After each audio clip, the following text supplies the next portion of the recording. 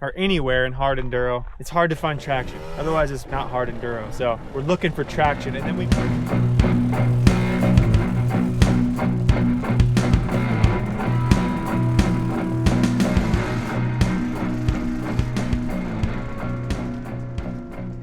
Hey guys, welcome back to the Splat Moto YouTube channel. So today I have some concepts that I've hammered quite a bit on this channel and on my Instagram page, but it's getting the weight back while using the controls. It's a concept that isn't that crazy, but just getting comfortable using the controls in a back body position is what I want to talk about. It's something that people have a hard time doing, and it's hard to just get the muscle memory to get the body to come back and be comfortable while using the clutch and throttle and having a feel for what the rear wheel's doing on any given particular surface. And I have some drills that we can work on sitting down and standing up. Before we get into rocks and big steep hills or anything, we can do this on smaller side hills and start to work and get a feel for being really far back. At first, we just need to understand that traction is the name of the game. So getting more weight over the rear end of the bike. There's not necessarily any rules about it. It's just getting back any way we can sometimes. And we'll get into specific ways of doing that as we go here.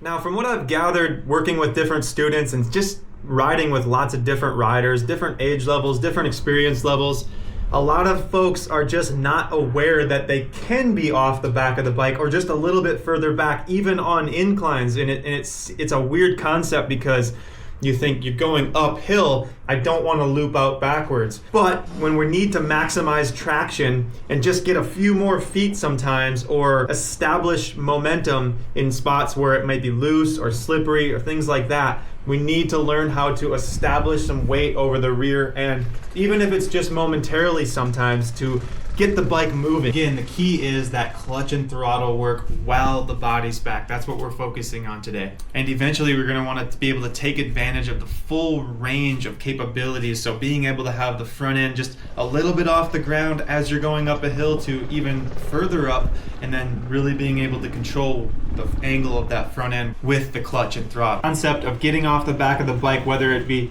sitting down and leaning back or having your feet on the pegs and just really way off the back of the bike. I believe that, and just the ability to keep the bike running through hard enduro situations at slow speeds are two of the most important things that we need to master for technical trail riding. Now this is a pretty advanced piece of trail right here. I'm doing all the things that we've talked about up to this point, but before we go out in some sketchy spots like that, we can practice the techniques required to get through this successfully in a much safer situation.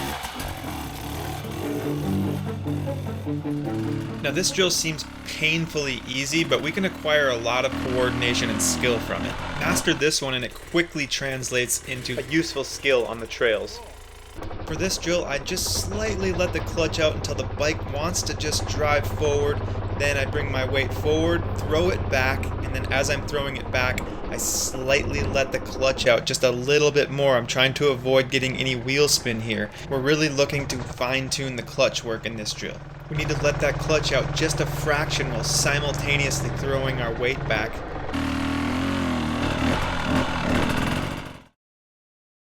Another thing we can do is just go up an incline as slow as possible and then come back down, and we want to just use the clutch and eventually get to the point where we can do it as slow as possible without spinning the rear tire. You can see it's a challenge, and then it becomes even more of a challenge to coordinate while we have our weight back and then trying to just lift our butt off the seat a little bit so we have maximum weight into at least one of the pegs. So keep your weight back as you're going up. Now I asked Ben, as a beginner, someone who doesn't ride very often and doesn't practice very often, but he does hear us talk about this stuff a lot. I asked him if he'd come out here and help me make this video. Within 5 to 6 attempts, he was already starting to do quite a bit better. You can see he's still a little uncomfortable getting his weight all the way back, but tremendous improvements.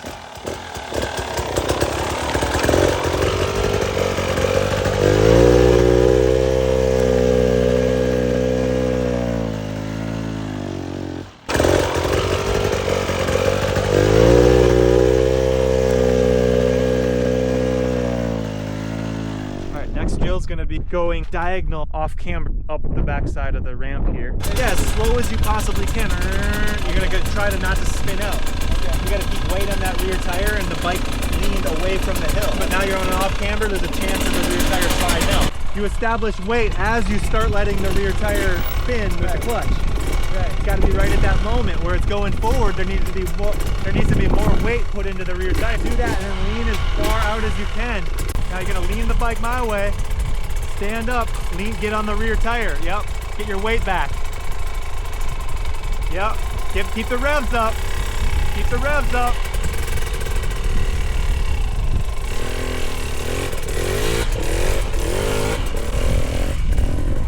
That's hard.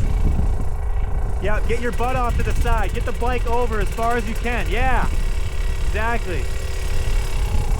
Now you're talking. Get in there.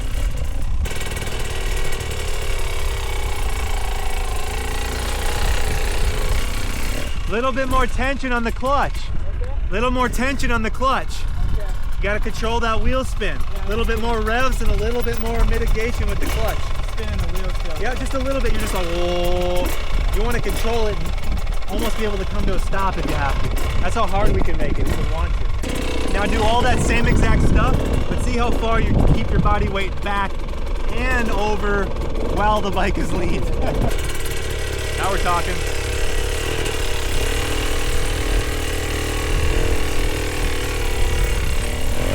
That was pretty cool, dude. That's really good clutch work stuff. Let's come out here and start doing that once in a while. And then we'll start going the other direction. It's really weird just how far over can you lean. It's like, what are we doing here? But now this will definitely be more of a challenge for shorter and lighter riders. But as you can see, if you have enough balance and skill, you can still make this happen, like Catherine demonstrates in this clip. You can see she has the bike leaned away from the hill so far that she almost feels like high-siding at a few different points. She stays pretty calm though and uses the leg to help counterweight the bike, and the whole time she's continuing to drive forward, slipping that clutch but keeping the revs up and just trying to drive forward. Worst case, you could always dump the clutch and spin the rear tire, and that would help you not high side. Notice how you're like on an incline but you can lean back still?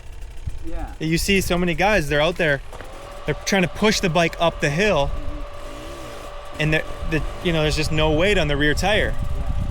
Sometimes it gets so steep to where it gets sketchy to lean back, but you got to use your best judgment there. Good, yeah. Now go out there.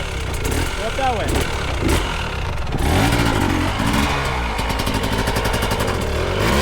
Just drive forward. Just start driving forward. Yep. You got it. Drive forward. Yeah.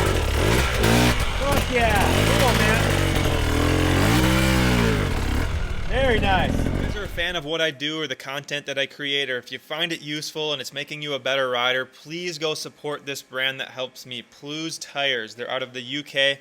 And I truly believe they have one of the most dynamic Hardenduro tires available in the world. It has a really unique compound that is sticky and tacky, but it's not so soft that it just rolls over on itself. It holds up and it has a stability to it. I haven't found anything that performs close to it out in the desert style riding that I do, while still being able to kind of hold up a little bit longer than some of the super gummy tires available out there.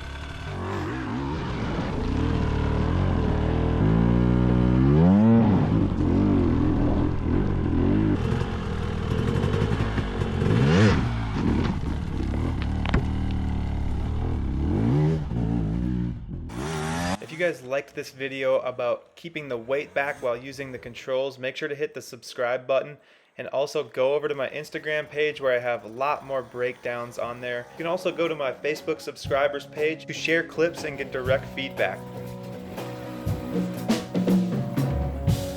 Also, we're now making our own shirts, so leave a comment if you want one. We'll see you guys in the next video.